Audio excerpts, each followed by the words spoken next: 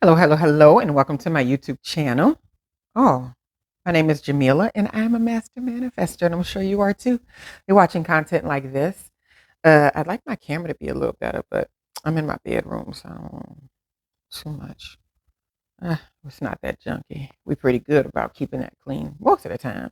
Nonetheless, um, when I put on the lights in here, it's just the best lights, right? Anyway, so at nighttime, um, what I am discussing today is the importance of being your most authentic self at any given time. Oh God, I'm so guilty of not doing this. Is because, okay, when you're a person that comes off and you've just been a weirdo your whole life, you're like, you didn't fit in. You always been a weirdo. A lot of people, if you're watching videos like this, you've been a person that's been in that position many times at the workplace. You're like, how am I having such trouble fitting in? Because people that are just doing what everybody else is doing and fitting in, they're not watching videos like this because they're not having any spiritual problems or issues. They're not trying to reconcile who they are with what the world is, right? So, but if you find yourself in that place, I'm super guilty of this is because I'm so accustomed to the rejection of my ideas and my mindset. I don't even share aspects of myself when I go into major environments, right? And so like writing is something I hold very clear, very close to myself in books. And so like if I start working a position or I do something, I don't even tell them that I have. And one of the biggest reasons is because it's so personal to me that if I am sharing it with you, then that means that it is important for me to share it with you and it has to mean something to you. But if it means nothing to you, then I don't even want to talk about it with you. That's just the way I am. So I don't talk about anything related to any hopes and dreams or values that I know somebody else doesn't have the mind open enough to see. Put it that way. Because it's going to fall on deaf ears. It's going to seem too magical and floofy, even though your life can be a clear reflection of that magic. They're going to just doubt it anyway. So I don't even share it. And so when you go into the workplace and environments like that are around people that you might have to be around or something that you're doing, or even when you have people, I have had friends, they weren't all whack. It was like 95% of them were great. 5% of them just like, I don't want to be bothered with that part. But I think that's perfectly okay because you're not going to find people that's going to be everything that you want it to be. But when we start tucking away pieces of ourselves too much to be a part of these environments, what happens is we wind up with things that we don't want. We wind up being surrounded by people that we don't want to be surrounded by. We wind up being in environments where our best energies and efforts and ideas and attitudes are not going to be expanded or evolved or anything because you are the toppest and the brightest and the smartest in that damn environment.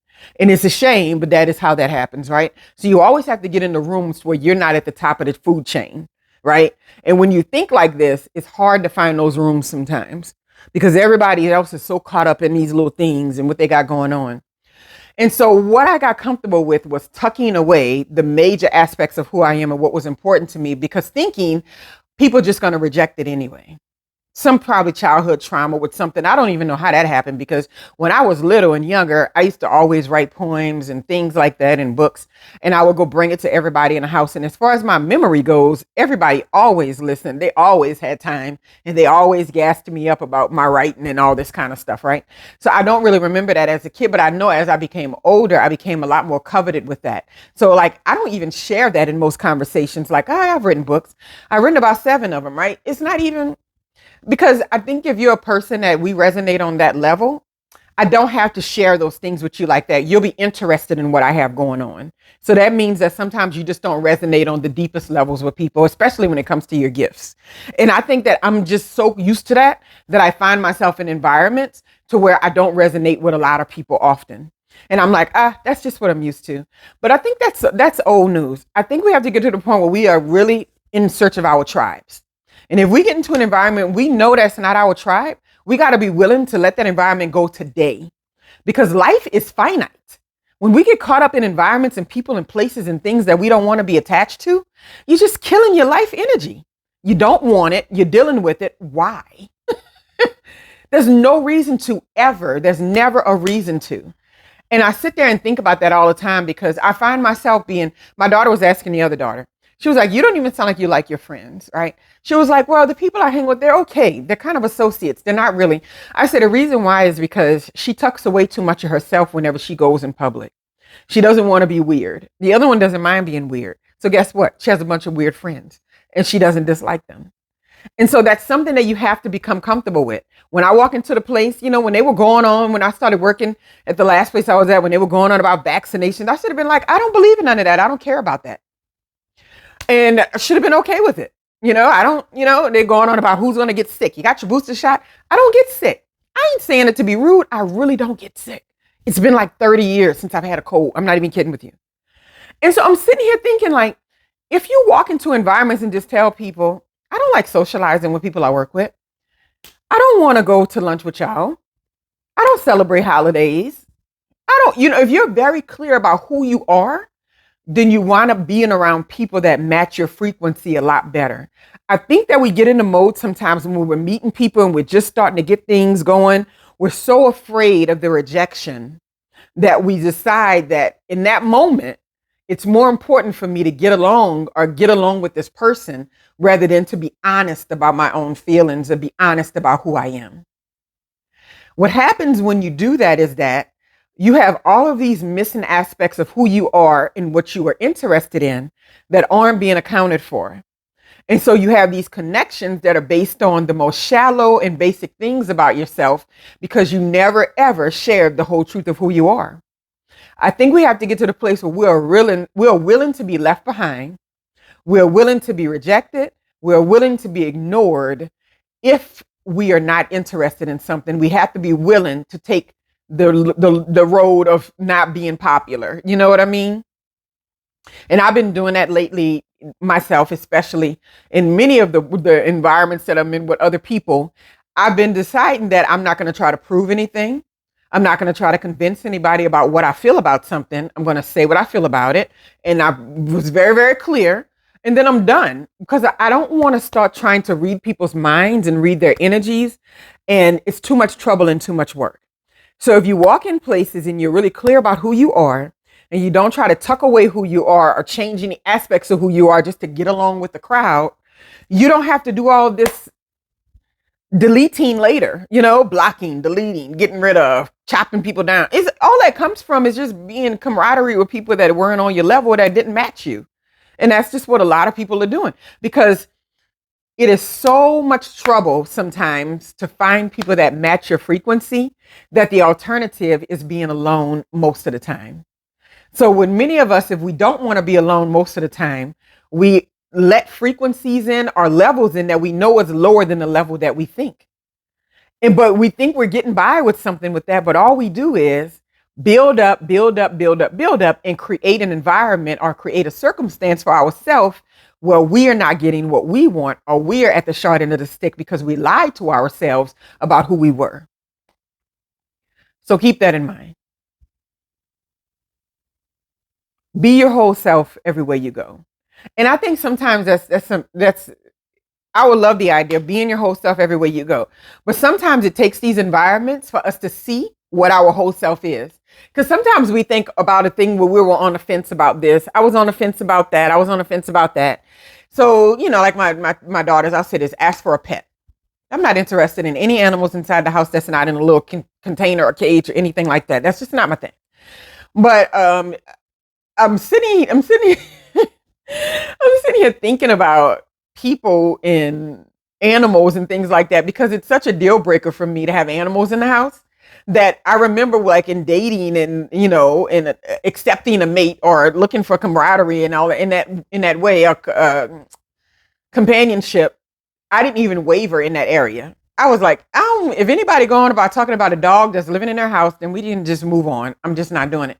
So what I mean is that, like, with stuff like that, you have to be really, really clear, but it takes those situations till we can get clear, right? So the reason why I know I don't want that in the house is because I've gone to other people's houses with animals, no matter how clean they were, no matter how clean they thought they were, or whatever, the remnants of an animal was in the house, and I can smell it. I can see that. It's there. I can feel it. And so I knew, I'm like, I don't ever want to waver on that, because I would never want to be stuck in the house with somebody think I want to live with dogs or sleep in the bed with dogs. And so that was a no-go for me. So I think with things in life, you have to be willing to be unpopular. You have to be willing to be unliked. You have to be willing to be what some might call a hypocrite, because you might have thought it was okay one day, then you're just like, hell, I don't like this. You have to be willing to be in that space in order to attract the tribe or the people that you really want to be bothered with. And if I can say you can learn something from young people, because people always act like you got to have this certain level of wisdom. I think we yank wisdom out of young people when they're kids, right? Because my youngest daughter, when I tell you she's never changed or edited anything about herself whatsoever in any environment to make a friend. And the results are astonishing because you're just like, even to be in relationships, we think we got to fix this, or this part of me is wrong, or this part of me is what I need to work on, or this part of me needs to shift. And it's like, no, be all of that version of who you are. And then see who wants to be around it. See who can come around and celebrate it and not tolerate it. Share your gifts with people and see who comes around and celebrate your gifts and not tolerate your gifts. Because some environments I was in, I saw people early on tolerating a gift that I had and not even embracing it or celebrating it in any kind of way. And I was right. I told myself, you're being too sensitive. Maybe they don't have to care. They don't. And then time has told I was right. They were being haters. I don't care. When you don't indulge other people's stuff, you're being a hater. That's just the fact of it. You can not care about it, but if you just like, I don't want to be about, you're a hater. And so they were being haters. They were dismissing me. They were ignoring me. So when I see it happening again, I'm really clear on it. I don't even have to have a discussion about it. I know exactly what's taking place, and I know exactly what the outcome is. We have to learn to trust ourselves a lot more and trust our intuition a lot more, right? Intuition is that quiet, subtle voice that comes when you're not feeling emotional and when you're not upset and when you're not aggravated. And you're just like, something told me. And then you know what I mean? That's the part.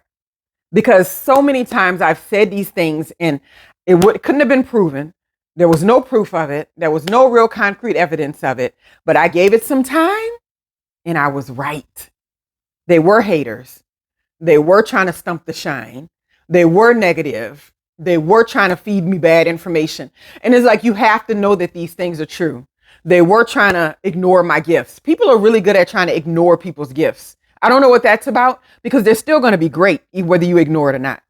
But nonetheless, that's all I got tonight. I need to get on a treadmill. Anyway, be your whole self in every room you walk in, and you won't ever have to tuck away who you truly are, and your authentic self will shine. And the people who are willing to celebrate your authenticity, they will come out the woodwork too. But if we're hiding, then everybody who matches us is hiding too. Have a wonderful, wonderful